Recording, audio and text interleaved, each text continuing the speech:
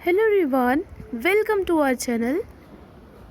हम सॉल्व कर रहे हैं हमारी 1500 क्वेश्चन सीरीज़ के जो क्वेश्चन हैं उनको, और ये उसका थर्ड पार्ट है। इससे पहले 2 पार्ट अपलोड हो चुके हैं जिसमें हमने 100 क्वेश्चंस किए हैं। जो इससे पहले की वीडियो थी उसमें हमने न्यू क्वेश्चंस किए थे। आज हम डिस्कस करेंगे थोड़े से PYQ को, और इसमें हम उनको एनालिसिस करते हुए चलेंगे, उनको अच्छे से समझते हुए चलेंगे, ताकि हमारे जो उनसे रिलेटेड कॉन्सेप्ट हैं वो भी सारे के सारे अच्छे से कवर अप हो जाएं और हमारी एक तैयारी नेक्स्ट लेवल पे जा सके। तो पहला क्वेश्चन है आपकी स्क्रीन पर, उच्च प्रजननता जनांकीय संक्रमण के चरण पूछ रहा है। ठीक है, जनांकीय संक्रमण के चरणों का सही क्रम पूछ रहा है। तो ऑप्शन देखिए, उच्च प्रजननता और उच्च मृत्युता, उच्च प्रजननता और मृत्युता, निम्न प्रजननता और निम्न मृत्युता, और उसके बाद निम्न प्रजननता और उच्च मृत्युता। अब इसमें से आपको सीक्वेंस में लगाना है कि कौन सा पहले होगा। तो देखो 4 चरण हैं, आपको पता है, कहीं कहीं पे 5 भी माने गए हैं, वैसे 4 हैं। तो इनको आपको सीक्वेंस में अगर लगाना है तो आपको पता होगा कि जब शुरुआत में जनसंख्या की जो वृद्धि थी वहाँ पर जनसंख्या वृद्धि भी बहुत अधिक होती थी, यानी जन्म दर भी बहुत अधिक थी, और जो मृत्यु दर थी वो भी अधिक थी। तो ऑप्शन में ढूंढो कि उच्च प्रजननता और उच्च मृत्युता किस में है, तो वो पहला ही है। तो सबसे पहला तो हमारा ए हो जाएगा। उसके बाद फिर क्या हुआ कि प्रजननता हमारी उच्च ही रही, लेकिन मृत्यु दर धीरे धीरे कम होने लगी। क्यों? क्योंकि थोड़ा सा फैसिलिटीज़ आई, थोड़ा सा सुविधाएं बढ़ी, स्वास्थ्य सुविधाओं में जैसे जैसे सुधार हुआ तो उससे मृत्यु दर की जो है वो उसमें कमी आई। तो उच्च प्रजननता और मृत्यु दर में फिर कमी आई। तो यहाँ पर क्या हो जाएगा कि फिर उसके बाद हो जाएगा आपका बी। तो अभी ज़रा ऑप्शन नीचे देख लो, ए, बी, और उसके बाद आपका कौन सा आएगा, सी। यानी कि फिर उसके बाद कौन सा आ गया, निम्न प्रजननता और निम्न मृत्युता। ठीक है, तो उसके बाद सी हो जाएगा, क्योंकि निम्न प्रजननता अगर होगी और उच्च मृत्युता, ये तो गलत ही है, सीधा सीधा ऑप्शन ही गलत है। तो कौन सा राइट हो जाएगा, ए, बी और सी। यही वाला सीक्वेंस है कि पहले जन्म दर अधिक थी, मृत्यु दर भी अधिक थी, फिर जन्म दर तो थोड़ा थोड़ा वैसे ही रही, लेकिन मृत्यु दर कम होने लगी, और उसके बाद क्या हुआ, लास्ट में क्या हुआ कि जन्म दर और मृत्यु दर दोनों ही लगभग कम हो गए। तो ये चीज़ होगी विकसित, जो एकदम से विकसित हैं देश वहाँ पर। तो ये सी इसका करेक्ट हो जाएगा। अगला क्वेश्चन देखिए, पृथ्वी दिवस और विश्व पर्यावरण दिवस को निम्नलिखित में से किन तिथियों पर मनाया जाता है? कौन कौन से पूछ रहा है, पृथ्वी दिवस और विश्व पर्यावरण दिवस। ठीक है, ऑप्शन 22 अप्रैल, 18 अप्रैल, 5 जून, 11 जून, 2 फरवरी। तो आपको पता होगा जो हमारा पृथ्वी दिवस है वो मनाया जाता है 22 अप्रैल को, और जो विश्व पर्यावरण दिवस है वो मनाया जाता है 5 जून को।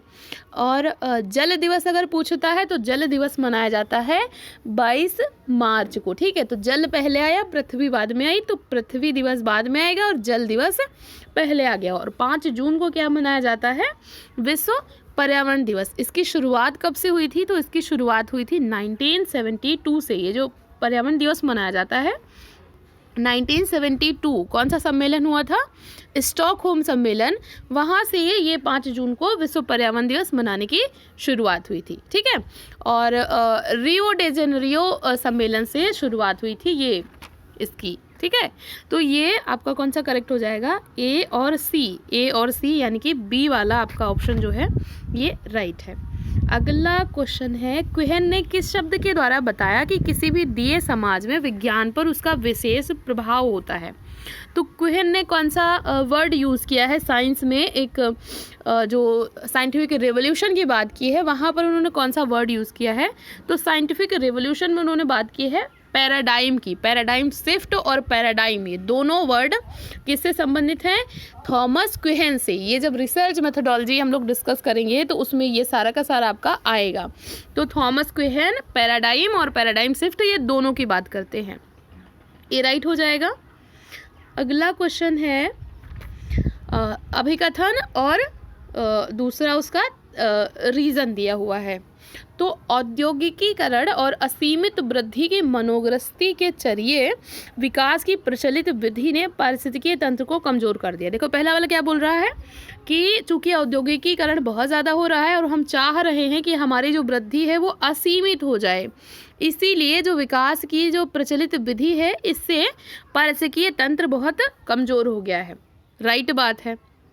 दूसरा क्या कह रहा है, असीमित वृद्धि की मनोग्रस्ती ने प्राकृतिक संसाधनों के आधार को अधिक काम में ले लिया है। क्योंकि हम चाह रहे हैं कि हम बहुत जल्दी ग्रोथ कर जाएं, तो इसलिए हम पर्यावरण के संसाधनों का अंधाधुंध प्रयोग कर रहे हैं। जैसे पेट्रोलियम संसाधनों का है बहुत ज़्यादा प्रयोग कर रहे हैं, और जो भी ऊर्जा के संसाधन उनका बहुत ज़्यादा अंधाधुंध प्रयोग कर रहे हैं, तो इसकी वजह से ही पारिस्थितिकीय तंत्र कमज़ोर हो रहा। तो ए वाला भी सही है और बी वाला भी सही है, और दोनों एक दूसरे को बिल्कुल सही तरीके से साबित कर रहे हैं, यानी कि एक दूसरे के बारे में बात करें, तो सही व्याख्या हो गई ना, तो ए राइट हो जाएगा।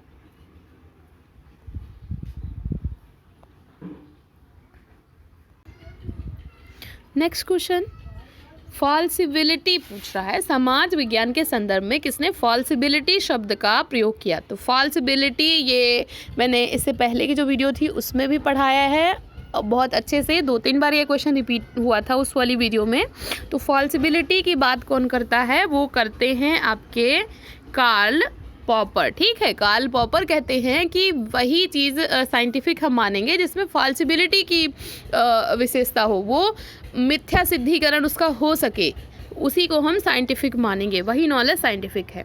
तो फॉल्सिबिलिटी की अवधारणा किससे संबंधित है, कार्ल पॉपर से। ठीक है, इनकी पुस्तक का नाम क्या है कार्ल पॉपर का, तो इन्होंने the logic of scientific discovery, ये इनकी बुक। पियरे बोर्दियो की रचनाएं पूछ रहा है, the rules and network in society, the state nobility, economy and society, distinction, raw and cooked. तो बोर्दियो की कौन कौन सी इसमें से रचनाएं हैं ये आपको बताना है। तो देखिए बोर्दियो की एक तो बहुत ही फेमस सी पुस्तक है जो कि है आपकी डिस्टिंक्शन, ये तो आपको पता ही है, तो बहुत आसान हो गया आपके लिए ढूंढना। अब देखो जरा डी वाला किस में से मैच कर रहा है, तो डी वाला बी और डी, यानी कि फिर दूसरी कौन सी हो गई, स्टेट नोबिलिटी। तो डिस्टिंक्शन और स्टेट नोबिलिटी ये दो पुस्तकें फेमस सी हैं किसकी, बोर्दियो की। ठीक है,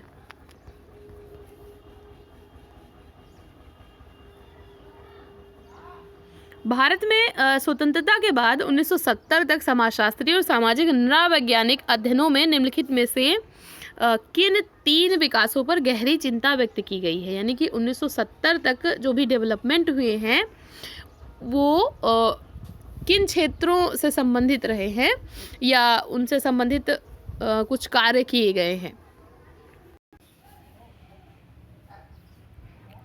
तो देखो ये वाला जो क्वेश्चन है इसको बहुत इजीली आप लोग सॉल्व कर सकते हो। आपको पता है कि जो पर्यावरण से संबंधित जो भी सम्मेलन वगैरह हुए हैं या उन पे कुछ भी कार्य किया गया है वो मोस्टली 1970 के बाद किया गया, क्योंकि स्टॉकहोम सम्मेलन के बाद ही ज़्यादातर जो देश थे वो इस दिशा में उन्होंने कुछ कार्य किया है। तो पर्यावरण वाला नहीं होगा, यानी कि ए तो हमारा पहले ही कट गया। ठीक है, ए वाला कट गया। फिर कौन सा बच रहा है, जेंडर। तो जेंडर पे भी बात बाद में की गई है, उस टाइम पे नहीं किया गया था, 70 से पहले नहीं किया गया, तो जेंडर वाला भी कट गया। फिर कौन सा बच रहा है, सामाजिक, आर्थिक क्षेत्र और सांस्कृतिक क्षेत्र। इन 3 क्षेत्रों से संबंधित कार्य काफ़ी सारे किए गए हैं। तो आपका हो जाएगा बी, सी और ई, या फिर ऐसे देख लो सी, ई और बी, यानी कि 4 वाला ऑप्शन इसका राइट हो जाएगा। नेक्स्ट क्वेश्चन है, जीएस घुरिये की रचनाओं को आपको सीक्वेंस में लगाना है। घुरिये की रचनाएं हैं द ब्रह्मलिकर इंस्टीट्यूशन, गोत्र एंड चरण, religious consciousness, social tension in India, Indian sadhus, या फिर महादेव कोलिस। तो आपको एक सीक्वेंस में इनको लगाना है। तो आपको पता होगा कि जो ब्रह्मलिकर इंस्टीट्यूशन, गोत्र एंड चरण है, ये वाली जो पुस्तक है ये सबसे पहले आई थी, तो ए आपका सबसे पहले हो जाएगा। ये वाली ये पहले आई थी, तो ए सबसे पहले हो जाएगा। और उसके बाद आई थी आपकी महादेव कोली, यानी कि ई वाला इसके बाद आ जाएगा। तो अब ज़रा ऑप्शन वाला देख लेते हैं कि ए और ई, यानी कि बी वाला राइट आ रहा है। तो इसके बाद बाकी के भी देख लो फिर। उसके बाद आ जाता है सी बी डी। तो सबसे पहले कौन सी आई, ये गोत्रन चरण वाली सबसे पहले आई, इसके बाद महादेव कोहली आई, इसके बाद फिर आई है आपकी सोशल टेंशन इन इंडिया, और सोशल टेंशन इन इंडिया के बाद फिर आपकी आती है रिलीजियस कॉन्शियसनेस, और उसके बाद इंडियन साधुस। तो पहले ये, फिर ये, और उसके बाद ये वाली आई, फिर ये वाली आई, और उसके बाद इंडियन साधुस ये लास्ट में आई। तो बी इसका राइट हो जाएगा। अगला क्वेश्चन है, सहयोग और अंतर्निर्भरता के रूप में निम्नलिखित में से कौन स्तरित समाज में विभिन्न स्तरों के बीच संबंधों को देखता है। तो इसमें से कौन सा है जो कि सहयोग और अंतर्निर्भरता, यानी कि यहाँ पे बात हो रही है किसकी, प्रकार की, कि सभी अलग अलग भाग है समाज के और वो आपस में योगदान देते हैं और एक दूसरे से सहयोग करते हैं, अंतर्निर्भर रहते हैं। तो यहाँ पे कौन सा राइट हो जाएगा, प्रकारवादी परिप्रेक्ष्य, बी इसका करेक्ट हो जाएगा। नेक्स्ट क्वेश्चन है, किस दशक में भारत की ग्रामीण जनसंख्या की कुल वृद्धि से शहरी जनसंख्या की कुल वृद्धि अधिक हुई। ठीक है, ग्रामीण जनसंख्या में जो वृद्धि हुई है उससे शहरी जनसंख्या में कुल वृद्धि में ज़्यादा वृद्धि हुई। तो ये वाला अगर आपने सेंसस वाली मेरी वीडियो देखी होंगी तो आपको पता होगा कि अभी का जो 2011 का जो आंकड़ा आया है तो उसमें ये दिखाया गया है कि 2001 से 2011 के मध्य में शहरी जनसंख्या में ज़्यादा वृद्धि हुई है रेदर देन जो रूरल पॉपुलेशन है उसके बजाय। क्यों? क्योंकि पलायन कर रहे हैं लोग, कस्बों की संख्या में वृद्धि हुई है और लोग शहरों की तरफ ज़्यादा पलायन कर रहे हैं। तो इस वजह से ये वाला दशक 2001 से 2011 राइट हो जाएगा, बी इसका करेक्ट होगा। Mead delineates 3 stages in which the concept of self arises and develops. The stages are imitative act, the play stage and third, यानी 3 मीड ने समाजीकरण में जो स्व का विकास होता है उसकी 3 अवस्थाएं बताई थी। ठीक है, तो कौन कौन सी वो 3 अवस्थाएं हैं? तो एक तो हो गई आपकी इमिटेटिव एक्ट, और दूसरी हो गई प्ले स्टेज, और तीसरी कौन सी होती है? तो तीसरी इन्होंने बताई थी गेम स्टेज। कौन सी? Game stage. ठीक है, तो ये तीसरा इसका राइट हो जाएगा। एडल्ट वगैरह की बात उन्होंने नहीं करी है। The main work of Karl Marx were, Karl Marx का मेन कृतियाँ कौन कौन सी थी ये आपको बताना है। तो dictionary of Marxist thought, power a radical view, Grundrisse, class and class conflict in industrial society, a contribution to the critique of political economy. तो इसमें से आपको डी वाला तो क्लियर पता है कि ये वाला तो नहीं है, क्लियर नहीं है। फिर हमारे पास ऑप्शन कौन सा बच रहा है? देखो, जिसमें डी होगा वो वाला नहीं होगा मार्क्सिस्ट, क्योंकि मार्क्स की कृतियाँ पूछ रहा है ना, तो डी वाला तो एकदम से नहीं होगा। फिर कौन सा आ गया आपका? एक contribution to critique of political economy और ग्रैंडराइज, यानी कि सी और ई राइट हो जाएगा।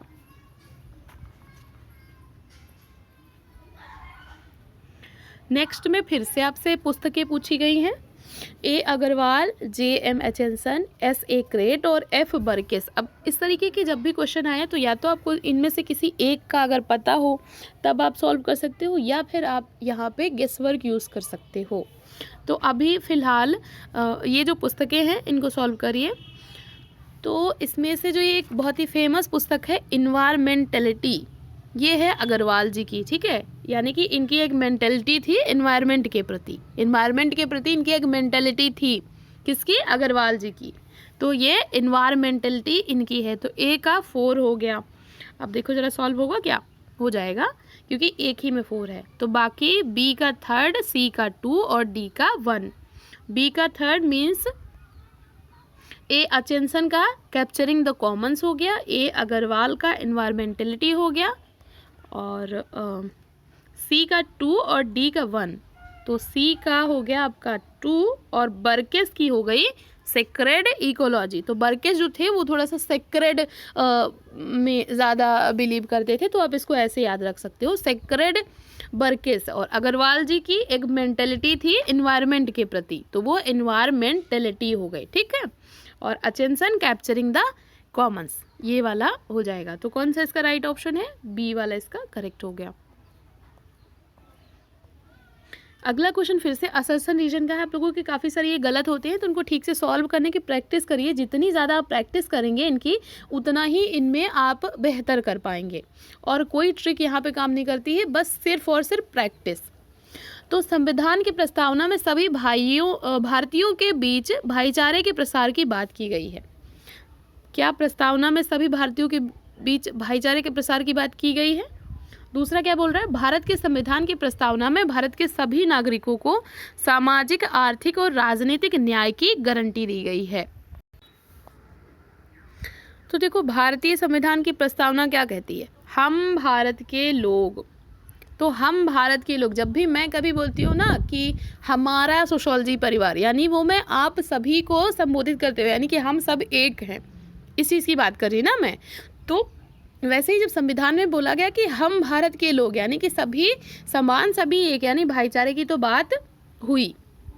और सभी नागरिकों को सामाजिक, आर्थिक, राजनीतिक न्याय की, यानी समानता की, संप्रभुता संपन्न, ये सब बातें उसमें कही गई है ना। तो यहाँ पे क्या हो जाएगा? समाजवादी राज्य वगैरह बनाने की बात की गई है, तो ये भी हो जाएगा। तो सही तो दोनों ही हैं, लेकिन ये वाला इसकी व्याख्या नहीं कर रहा है, क्योंकि एक तरफ भाईचारे की बात हो रही है, एक तरफ सामाजिक आर्थिक न्याय की गारंटी की बात हो रही है, तो ये दोनों का कनेक्शन नहीं बन पा रहा है।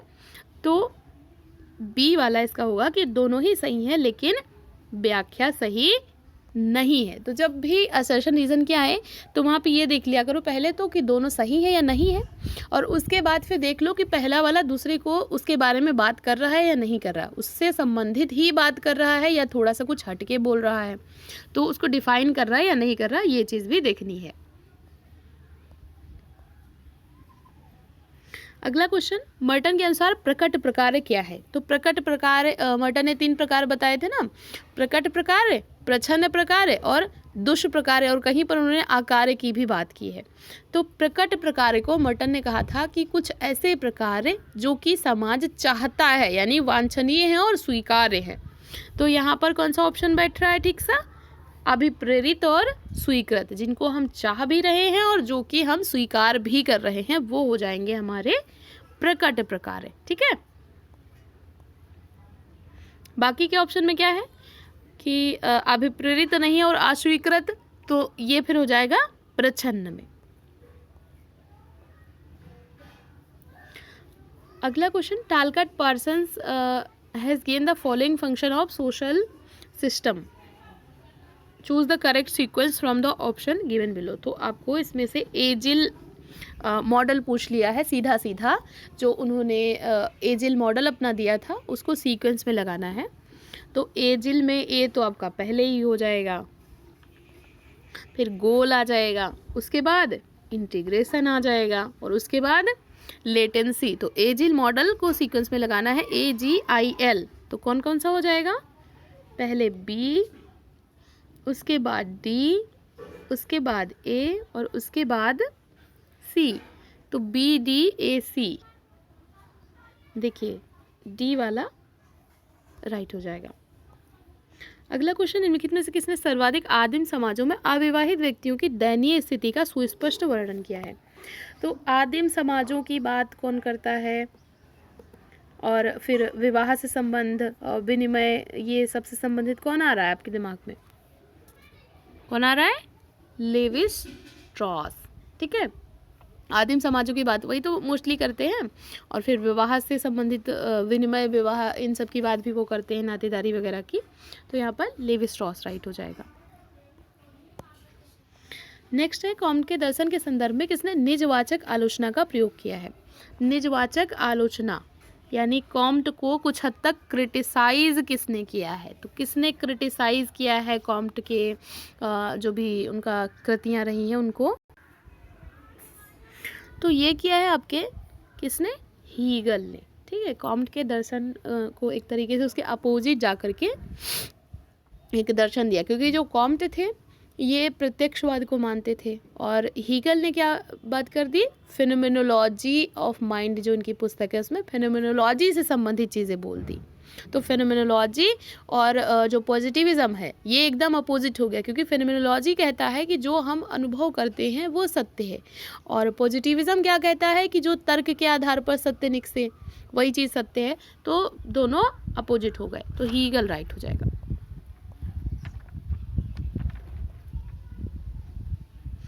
निम्नलिखित नातेदारी सिद्धांतों का सही कालक्रम आपको देना है, जिसमें से है आपके संरचनात्मक, प्रकार्यात्मक, सहसंबंध, सांस्कृतिक और वंशक्रम। तो देखो इसमें से जो वंशक्रम सिद्धांत है ये सबसे प्राचीन रहा है, ये ब्राउन इससे संबंधित रहे हैं, और वंशक्रम की ही आलोचना करते हुए फिर आई थी अलायंस थ्योरी, जो कि लेवी स्ट्रॉस ने दी थी ये वाली, तो ये बाद में आई है। तो डी सबसे पहले आया है, डीसेंट थ्योरी है वंशक्रम सिद्धांत।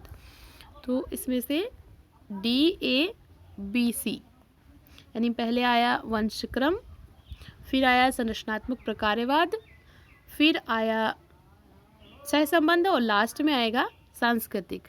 तो DABC ये राइट हो जाएगा। अलायंस थ्योरी कौन है? लेवी स्ट्रॉस है, और वंशक्रम से आपके ब्राउन काफ़ी हद तक संबंधित रहे हैं।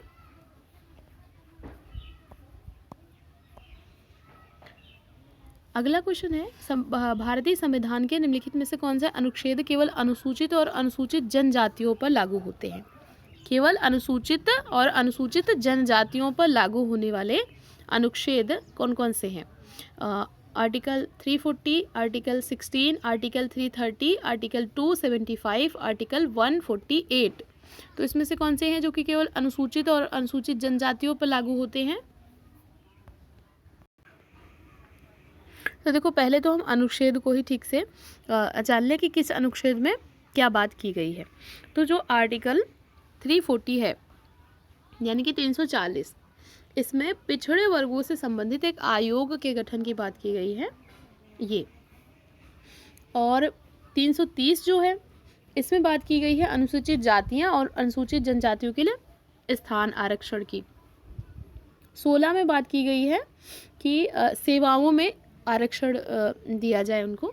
तो ये इसको आप कह सकते हो लोक नियोजन के विषय में अवसर की समानता। 275 जो आर्टिकल है इसमें राज्यों को संघ द्वारा अनुदान देने की बात की गई है, और 148 संबंधित है भारत का नियंत्रक महालेखा परीक्षक से। तो अब वैसे तो ये वाला क्वेश्चन जो था ये होना चाहिए था डिलीट, लेकिन चूंकि एनटीए ने इसको डिलीट नहीं किया है और इसका राइट आंसर माना है फोर्थ। कौन सा माना है? फोर्थ वाला, A, C और D, यानी ये वाला और ये वाला और ये वाला 275, 330 और 340 ये वाला भी इन्होंने माना है। वैसे 340 जो 340 है ये पिछड़े वर्ग से संबंधित है, लेकिन चूंकि एनटीए ने माना है तो आप इसमें यहाँ पर डी वाला आंसर ही कंसीडर करेंगे। अगर एज इट इज़ आता है तो आप इसको ये वाला मान के चल सकते हैं। अगर ऑप्शन में कुछ फेरबदल होता है तो 340 मत लगाना, फिर 330 और 275 ये दोनों ठीक हो जाएंगे। अगला क्वेश्चन है, नगरीय संयुक्त के लिए, या इसको इंग्लिश में बोलते हैं अर्बन एग्लोमेरेशन UA के लिए निम्नलिखित में से कौन सी 2 स्थितियां अनिवार्य हैं? कौन कौन सी 2 स्थितियां हैं जो कि होनी चाहिए? तो सांविधिक नगर हो, जनगणना नगर हो, सभी संगठकों में 20,000 या अधिक व्यक्ति होने चाहिए, एक स्नातक महाविद्यालय हो, एक प्राथमिक स्वास्थ्य केंद्र हो। तो इसमें से कौन कौन सी हैं जो कि स्थितियां अर्बन एग्लोमेरेशन के लिए अनिवार्य हैं? तो किसी भी नगर को अर्बन एग्लोमेरेशन होने के लिए एक तो उसका सांविधिक नगर होना चाहिए यानी स्टेचुरी टाउन होना चाहिए, और इसके बाद सेकेंड कंडीशन है कि सभी संगठकों में 20,000 से अधिक व्यक्ति होने चाहिए। तो A और C इसका राइट हो जाएगा। स्नातक महाविद्यालय, प्राथमिक स्वास्थ्य केंद्र, जनगणना नगर, इसका कोई संबंध ये UA या फिर अर्बन एग्लोमेरेशन से नहीं है। तो सांविधिक नगर और सभी संगठकों में 20,000 से अधिक व्यक्ति होने चाहिए, ये राइट हो जाएगा। नेक्स्ट बुक्स पूछ ली गई हैं आपकी, इसमें से नहीं, सॉरी बुक्स नहीं है, कॉन्सेप्ट पूछे गए हैं। इधर राइटर है और इस तरफ आपके कॉन्सेप्ट पूछ लिए गए हैं। तो इजी सा क्वेश्चन है। देखो कैथलीन गफ जो हैं ये संबंधित रही हैं ये थलीकेट्टू कल्याणम से। तो इनका सॉरी इनका सी हो जाएगा। तालिकेट्टू कल्याणम से ये संबंधित रही है। कैथलीन गफ ट्री नाग्राम्बी जो रही हैं ये संबंधित रही है मैट्रिलिनी इन मालाबार से, तो इनका ए हो जाएगा। और लीला दुबे जो आपकी है ये संबंधित रही हैं सीड और अर्थ से। और पी कपलान ये इंटरसेक्शनलिटी से संबंधित रहे हैं। इंटरसेक्शनलिटी ये जो वर्ड आया ये क्या होता है, इसका मतलब है कि हमें सिर्फ एक ही दृष्टिकोण से नहीं, मतलब उसमें हम सिर्फ जो वाइट वुमेन है उन्हीं को ना शामिल करें, उसमें हम ब्लैक वुमेन को भी शामिल करें, उसमें हम दलित महिलाओं को भी शामिल करें, कई सारी चीज़ों को एक साथ हम उसको शामिल करते हुए अंतर अनुभागीयता, ठीक है, इसमें काफ़ी सारी चीज़ों को शामिल करते हुए हम बात करते हैं। तो यहाँ पर जो आपका ऑप्शन राइट हो जाएगा वो हो जाएगा ए राइट है। अगला क्वेश्चन, भारत में NFHS सर्वेक्षण और अन्य अनुसंधानों के अनुसार शारीरिक घरेलू हिंसा के 2 मुख्य कारण कौन कौन से रहे हैं।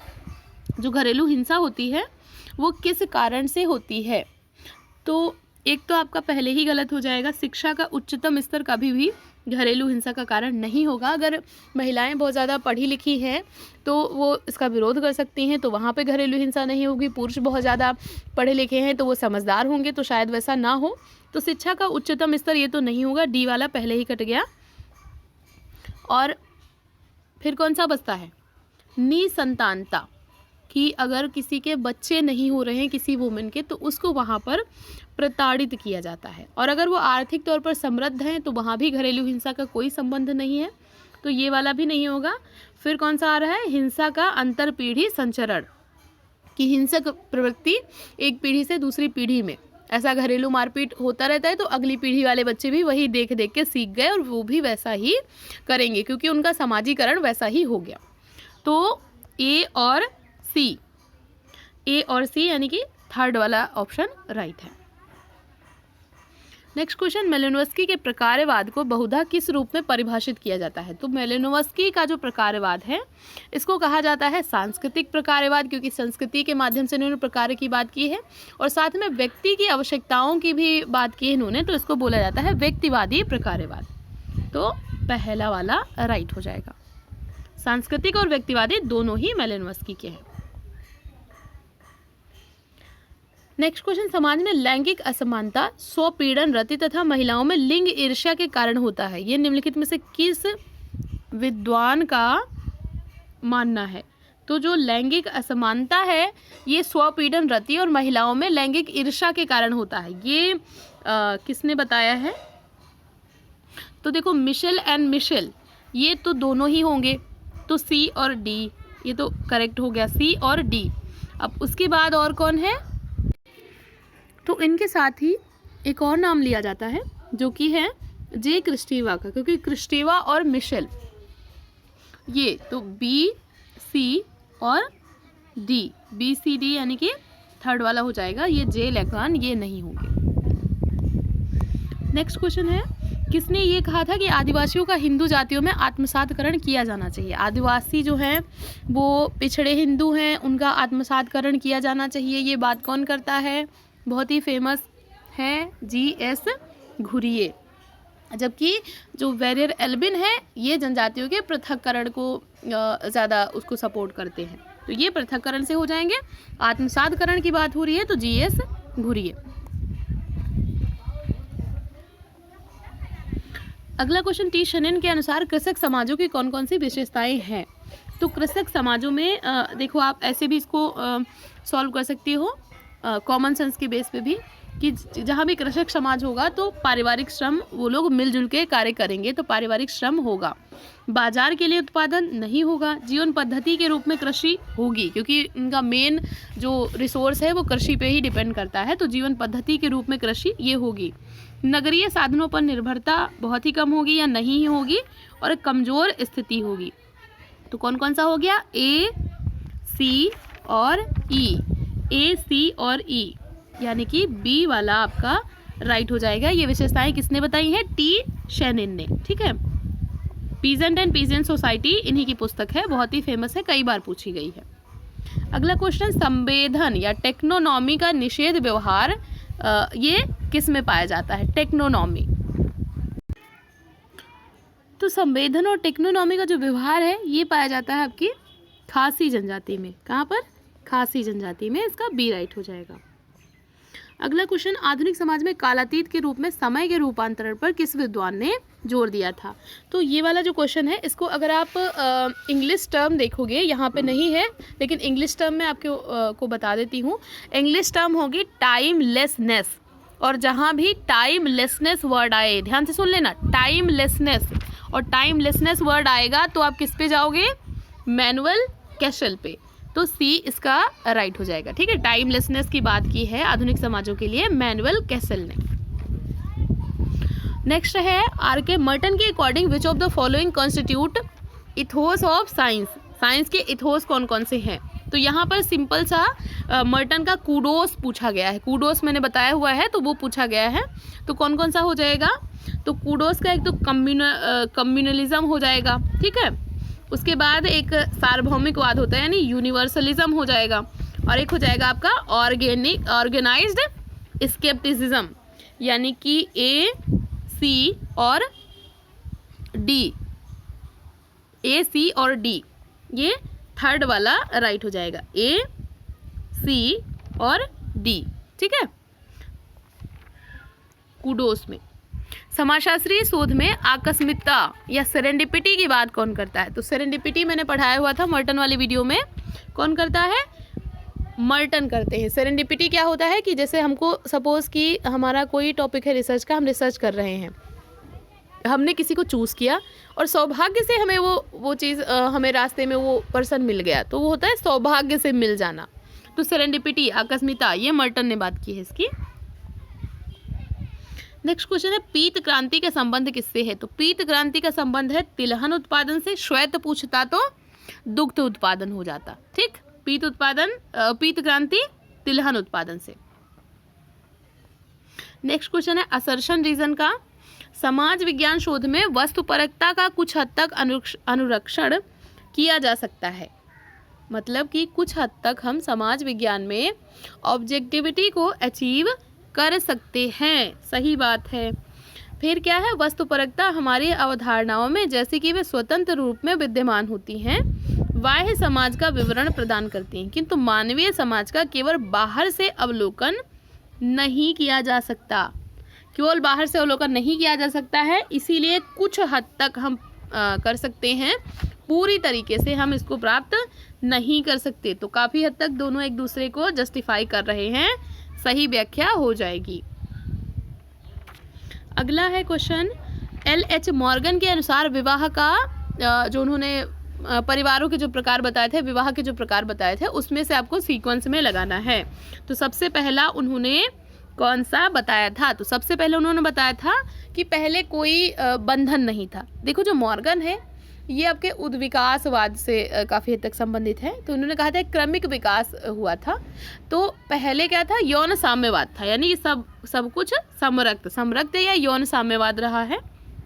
उसके बाद फिर सोचा गया कि चलो थोड़ा सा एक ऑर्गेनाइज्ड कर लें चीज़ों को, तो समूह विवाह हुए। तो पहले हो गया डी, उसके बाद हो गया सी, और समूह विवाह को ही बोलते हैं पुनालुअन परिवार। उसके बाद हुआ फिर सिंडे स्मियन, तो हो गया ए, और उसके बाद आपका आएगा पितृसत्ता, और पितृसत्ता के बाद फिर आएगा एक विवाह। तो सबसे लास्ट में आएगा एक विवाह। तो डी सी ए ई, आपका ऑप्शन देख लो जरा, डी सी ए ई फोर्थ वाला हो जाएगा। नेक्स्ट क्वेश्चन, निम्नलिखित में से तमिलनाडु में स्वाभिमान आंदोलन की शुरुआत की थी? तो तमिलनाडु की बात हो रही है, स्वाभिमान आंदोलन की बात हो रही है, तो इसको आप बहुत ही इजीली सॉल्व कर सकते हो। तमिलनाडु से संबंधित कौन सा नाम आपको लग रहा है? रामास्वामी नाइकर लग रहा है ना वैसा सा नाम? तो तमिलनाडु में स्वाभिमान आंदोलन की शुरुआत E.V. रामास्वामी नाइकर ने की थी। नेक्स्ट क्वेश्चन, भिन्न भिन्न संस्कृतियों के अपने तुलनात्मक अध्ययन में किसने सर्वप्रथम केस स्टडी का प्रयोग किया? बड़ा कंफ्यूजिंग क्वेश्चन है ये, इसको बहुत ही केयरफुली पढ़ना, वरना आप लोग इस तरीके के क्वेश्चन को गलत कर देते हो। क्या पूछ रहा है? सर्वप्रथम। वैसे तो केस स्टडी को यूज़ किया है फ्रेडरिक लिपले ने, लेकिन पूछ क्या रहा है? सर्वप्रथम किसने यूज़ किया? तो हर्बर्ट स्पेंसर, तुलनात्मक स्टडी की, कल्चर की, और सर्वप्रथम यूज किया हर्बर्ट स्पेंसर, सी राइट हो जाएगा। नेक्स्ट क्वेश्चन में पुस्तकें पूछ ली गई हैं। तो आपको पता है बहुत ही फेमस पुस्तक मर्टन की social theory and social structure, D का 2 हो जाएगा। पीटर बर्जर की है इनविटेशन टू सोशियोलॉजी, और उसके बाद फिर हो जाएगा ए का, हमने थर्ड मिला लिया, तो जरा आ जाओ ऑप्शन पे, ए का थर्ड और हमने डी का मिलाया है 2, तो ए का थर्ड, डी का 2, ये हमारा ये वाला ऑप्शन करेक्ट आ रहा है। कौन सा है ये? थर्ड वाला हमारा ऑप्शन करेक्ट आ रहा है। ए का थर्ड और डी का हमने मिलाया है 2, तो बी का 1 और सी का 4 हो जाएगा। तो बी का हम 1 मिलाएंगे, यानी पार्सन्स की है इकोनॉमी एंड सोसाइटी और बॉटोमोर की है क्लासेस इन मॉडर्न सोसाइटी। ठीक है। नेक्स्ट क्वेश्चन, आधुनिक औद्योगिकीकृत समाज में उद्योगों में महिलाओं की उपस्थिति कैसी हुई है? बढ़ी है, घटी है, क्या चेंजेस हुए हैं उसमें? तो अभी आपको पता है जैसे जैसे थोड़ा सा सक्षम हो रही हैं महिलाएं, आत्मनिर्भर हो रही हैं, शिक्षित हो रही हैं, तो उनकी जो परिस्थिति है वो ऊपर उठी है, तो क्रमशः ऊपर उठी है, बी राइट हो जाएगा। Next question, domestic and sexual violence in India is related to liberal laws concerning which of the following, यानी कि जो डोमेस्टिक और सेक्सुअल वायलेंस है, जो लैंगिक हिंसा होती है और जो घरेलू हिंसा होती है, वो क्यों होती है? क्योंकि किससे संबंधित कानूनों में छूट दी गई है। तो एक तो दहेज से संबंधित सबसे बड़ी जो घरेलू हिंसा होती है वो होती है दहेज से संबंधित, इसके कानूनों में आपको छूट दी गई है। दूसरा, सेक्सुअल वायलेंस कहाँ पे होता है? लिव इन में हो सकता है। ठीक है। फिर डिवोर्स का इससे कोई संबंध नहीं होगा, तो डी वाला तो बिल्कुल ही नहीं होगा, ये वाला तो सीधा सीधा कट जाएगा। फिर रेप से संबंधित जो कानून है वो उतने सख्त, जितने होने चाहिए उतने सख्त नहीं है, तो इस वजह से ये भी सेक्सुअल वायलेंस के अंतर्गत आ जाएगा। तो डावरी, रेप और लिव इन, ए, बी और ई, क्योंकि डी वाला नहीं होगा, डिवोर्स हो गया तो वहाँ पर तो फिर घरेलू हिंसा का कोई संबंध ही नहीं आ गया, तो ए, बी, ई राइट हो जाएगा। नेक्स्ट क्वेश्चन है, Among the following which book is not written by M.N. Srinivas? M.N. Srinivas ने कौन सी पुस्तक नहीं लिखी है? India's changing village, India's village, social change in modern India, the remembered village. तो आपको पता होगा इंडियन विलेज और इंडियाज चेंजिंग विलेज, ये 2 पुस्तकें इनकी नहीं है। India's village M.N. Srinivas, social change in India M.N. Srinivas, the remembered village M.N. Srinivas, लेकिन ए वाली इनकी नहीं है। किसकी है? दुबे की है। आगे के जो क्वेश्चन है वो कॉम्प्रीहेंशन बेस्ड है। अब ये एक न्यू ट्रेंड देखा है, एनटीए में देखा गया है कि वो कॉम्प्रीहेंशन बेस्ड काफ़ी सारे क्वेश्चन पूछ लेता है, एटलीस्ट 10 क्वेश्चन पूछ लेता है, 2 पैराग्राफ दे देता है आपको। तो इस तरीके के क्वेश्चन सॉल्व करने बहुत आसान होते हैं, लेकिन वो टाइम टेकिंग होते हैं, तो आपको इन क्वेश्चनों के लिए एटलीस्ट 10 मिनट का टाइम बचा करके रखना चाहिए। तो चलिए सॉल्व करते हैं ये 10 क्वेश्चन आज के, जो कि कॉम्प्रीहेंशन के हैं, जिससे हमारी प्रैक्टिस भी हो जाएगी। तो पहला क्वेश्चन क्या पूछ रहा है? प्रणव सेन समिति के अनुसार मलिन बस्तियों की कुल जनसंख्या क्या थी? देखो, इस तरीके के क्वेश्चन सॉल्व करने का तरीका, जो सबसे बेहतर तरीका है वो यही है कि पहले हम क्वेश्चन को पढ़ें, फिर एक बार सरसरी निगाह से ऑप्शन को देख लें और उसके बाद पैराग्राफ पे जाएं। डायरेक्ट पैराग्राफ पे जाओगे तो आपको बहुत टाइम लग जाएगा। तो पहला क्वेश्चन ही देख लेते हैं। प्रणव सेन समिति के अनुसार मलिन बस्तियों की कुल जनसंख्या क्या थी? ठीक है, अब ऑप्शन देख लो, 680 लाख, 930 लाख, 1700 लाख या फिर 480 लाख। तो हमको अब पता चल गया ढूंढना क्या है। तो हमको ढूंढना है प्रणव सेन समिति के अनुसार मलिन बस्तियों की संख्या। तो जरा देखो इसमें से कौन सी लाइन में बात हो रही है। तो नीचे से आ जाइए। योजना आयोग द्वारा 2010 में गठित प्रणव सेन समिति ने मलिन बस्तियों में रहने वालों की कुल संख्या कितनी बताई है? 930 लाख बताई है। 930 लाख ऑप्शन में बी राइट हो जाएगा। ठीक है, अगला क्या पूछ रहा है फिर, नेक्स्ट क्वेश्चन पे ही आ जाओ पहले, क्योंकि पहले हमको क्वेश्चन ही देखना है ताकि हमारा टाइम बचे। 2011 की जनगणना में कितने नगरों या शहरों में मलिन बस्तियां पाई गई थी? ऑप्शन देख लो, 40412542 3213 7935। 2011 की जनगणना में मलिन बस्तियों की संख्या पूछ रहा है। 2011 की बात कहाँ पे हो रही है? ऊपर 2001 की बात हो रही है, यहाँ पे आ जाओगे तो 2011 की आएगी। 2011 की जनगणना में 4041 शहरों और नगरों में मलिन बस्तियों के संबंध में आंकड़े एकत्र किए गए और केवल 2542 ने मलिन बस्ती होने की सूचना दी। यानी कहाँ पर है मलिन बस्तियाँ? यहाँ पर है 2542, तो इसका भी बी राइट हो जाएगा, 2542 में है। उसके बाद नेक्स्ट क्वेश्चन, फिर से हम क्वेश्चन ही पढ़ेंगे। जनगणना 2011 के अनुसार नगरों शहरों की कुल संख्या में से मलिन बस्ती जनसंख्या वाले नगरों शहरों के प्रतिशत की गणना करनी है। ये थोड़ा कैलकुलेशन वाला क्वेश्चन है, अगर आपको परसेंट निकालना आता है तो आप इसको कर पाओगे, वरना फिर आप इस तरीके के क्वेश्चन में तुक्का भी लगा सकते हो। तो चलो सॉल्व करते हैं इसको। तो 2011 का मलिन बस्तियों का प्रतिशत पूछ रहा है। तो पहले तो 2011 में कितने में सर्वे वगैरह किया गया था वो देख लेते हैं। तो 2011 में 2001 का पूछ रहा है।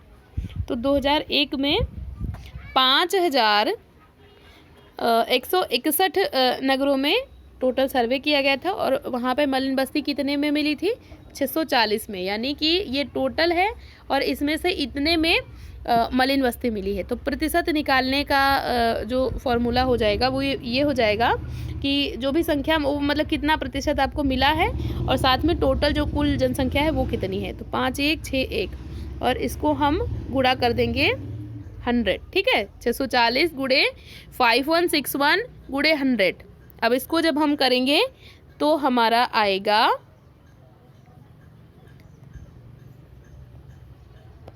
12.3%। अब ऑप्शन देख लो, 12.3%, यानी कि इसका बी वाला राइट हो जाएगा। अगला, 2001 में कितने नगरों शहरों का सर्वेक्षण किया गया और कितनों ने मलिन बस्ती जनसंख्या की सूचना दी? तो ये दोनों ही पूछ रहा है। 2001 में कितनों का सर्वेक्षण किया गया और कितनों ने मलिन बस्ती की सूचना दी? ऑप्शन देख लो जल्दी से और उसके बाद चलिए हम पैराग्राफ पे चलते हैं। तो 2001 में कितनों का सर्वेक्षण किया गया था? जनगणना करवाई गई 743 में और सूचना उसमें से कितनों ने दी थी? 640 ने। तो 743 और 640 यानी कि बी और डी, यानी कि हमारा बी ऑप्शन। देख रहे हो आप लोग कितना जल्दी जल्दी ऐसे सॉल्व हो रहा है। तो यही ट्रिक आप लोग एग्जाम में भी करना, पहले क्वेश्चन पढ़ोगे फिर जल्दी से ऑप्शन पे आओगे और फिर उसके बाद सीधा पैराग्राफ पे जाओगे और ढूंढने की कोशिश करोगे कि जो भी आपको चाहिए वो कहाँ पे लिखा हुआ है। अगला क्वेश्चन है, मलिन बस्तियों संबंधी आंकड़े सर्वप्रथम किस जनगणना वर्ष में एकत्र किए गए थे? तो ऑप्शन 1991, 2011, 2001 और 1981। तो इधर आप जब पैराग्राफ पढ़ोगे तो आपको ऊपर से ही कहीं पे मिल जाएगा। तथापि मलिन बस्तियों संबंधी आंकड़े 2001 जनगणना में उससे पहले उपलब्ध नहीं थे। तो 2001 में पहली जनगणना मलिन बस्तियों की करवाई गई थी। तो 2001 आपको ऑप्शन में मिल गया ना, तो हमारा राइट हो जाएगा 2001। तो ये आपके पांचों सही हो गए। नेक्स्ट चलिए हम 5 सॉल्व करने की कोशिश करते हैं। इनकी आप लोग कोशिश करना कि ये 2-4 बार आप इनकी प्रैक्टिस कर लो, जो ये पैसेज वगैरह आते हैं इनकी। नेक्स्ट में भी हम यही करेंगे, यही ट्रिक अप्लाई करेंगे। पहले क्वेश्चन को पढ़ेंगे। समाजशास्त्रीय साम्राज्यवाद किससे जुड़ा है? तथ्यों का सार्वभौमिक रूप से सामान्यीकरण, सामाजिक विज्ञान पूर्वाग्रहित होते हैं। यह समाजशास्त्रीय अपचयवाद या फिर समाजशास्त्रियों का अन्य समाज विज्ञानों से संशय। तो क्या पूछ रहे हैं? समाजशास्त्रीय साम्राज्यवाद ये किससे जुड़ा हुआ है? तो समाजशास्त्रीय साम्राज्यवाद आपको ढूंढना है। नीचे से आ जाओ, ऊपर से तो कहीं दिख नहीं रहा है, नीचे से आ जाओ। समाजशास्त्रियों पर बहुधा प्रत्येक वस्तु को समाजशास्त्र तक सीमित करने का आरोप लगाया जाता है। उनके इस अपचयवाद को बहुधा अवमान सूचक रूप से समाजशास्त्रीय साम्राज्यवाद का नाम दिया गया है। ये देखो यहाँ से यहाँ तक। तो समाजशास्त्रीय साम्राज्यवाद किसको नाम दिया गया है? अपचयवाद को। हमारे ऑप्शन में भी कुछ ऐसा ही था, ऑप्शन में हमने पढ़ा था अभी। तो समाजशास्त्रीय अपचयवाद। सी इसका राइट हो जाएगा।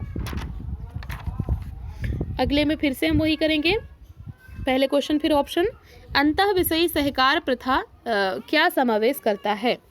विषय द्वारा भिन्न भिन्न विधि को अपनाना, विभिन्न विषयों द्वारा केवल एक विधि को अपनाना, संबंधित विषयों द्वारा एक समान विधि को अपनाना, या एक विषय द्वारा विषम विधियों को अपनाना। तो अंतः विषयी सहकार प्रथा ये किसकी बात करता है?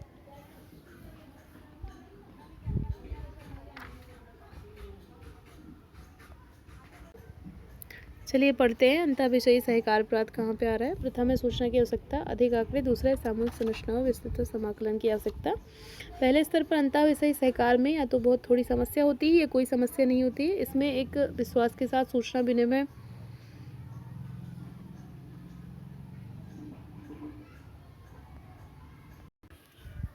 यहाँ आ जाओ, फिर नीचे से आप देखोगे तो यहाँ से हम पढ़ेंगे। कतिपय समाज विज्ञानों में विविध सामाजिक व्याख्याओं को घटाकर उस विज्ञान के लिए एकल विशिष्ट परिप्रेक्ष्य, यानी एक ही परिप्रेक्ष्य की बात हो रही है। अब इसमें से कौन सा ऑप्शन आपका आ जाएगा?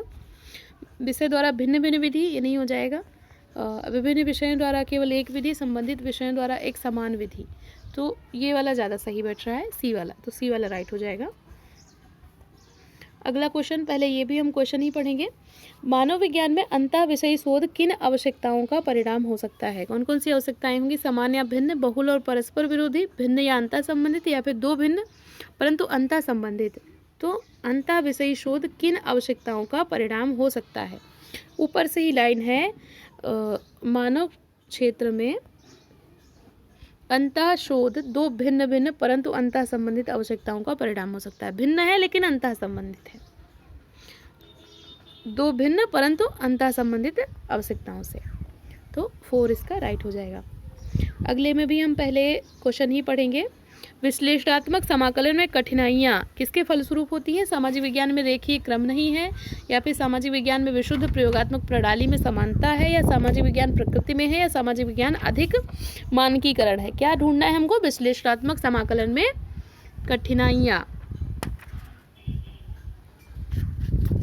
यहाँ से देख लो, सामूहिक संरचना की इस दूसरी आवश्यकता की पूर्ति, जिसे हमने विश्लेषणात्मक समाकलन कहा है, के मार्ग में अनेक कठिनाइयाँ हैं।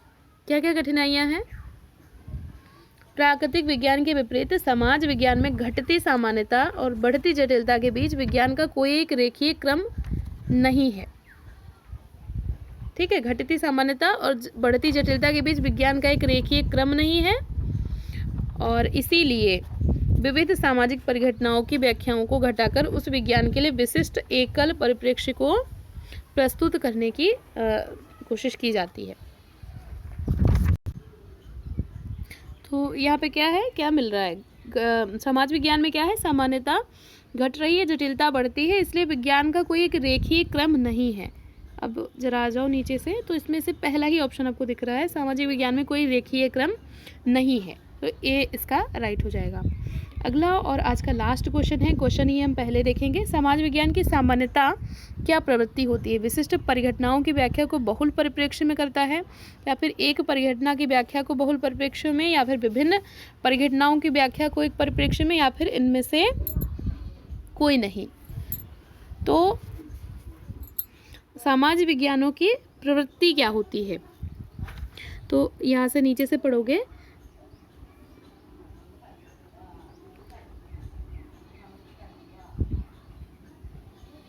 समाज विज्ञानों में विविध सामाजिक परिघटनाओं की व्याख्याओं को घटाकर उस विज्ञान के लिए विशिष्ट एकल स्पष्ट, तो विशिष्ट एकल यानी विभिन्न परिघटनाओं को एक ही परिप्रेक्ष्य में सीमित कर दिया जाता है।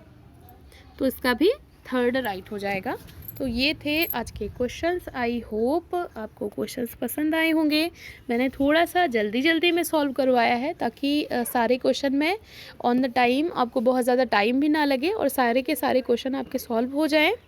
वीडियो कैसी लगी कमेंट करके ज़रूर बताइएगा, और इसे अपने जितने भी फ्रेंड हैं उनके साथ शेयर कर दीजिए, और चैनल को सब्सक्राइब कर लीजिए, वीडियो को लाइक कर दीजिए, और ऐसे ही पढ़ते रहिए, अपने गोल की तरफ आगे बढ़ते रहिए। वीडियो देखने के लिए थैंक यू सो मच।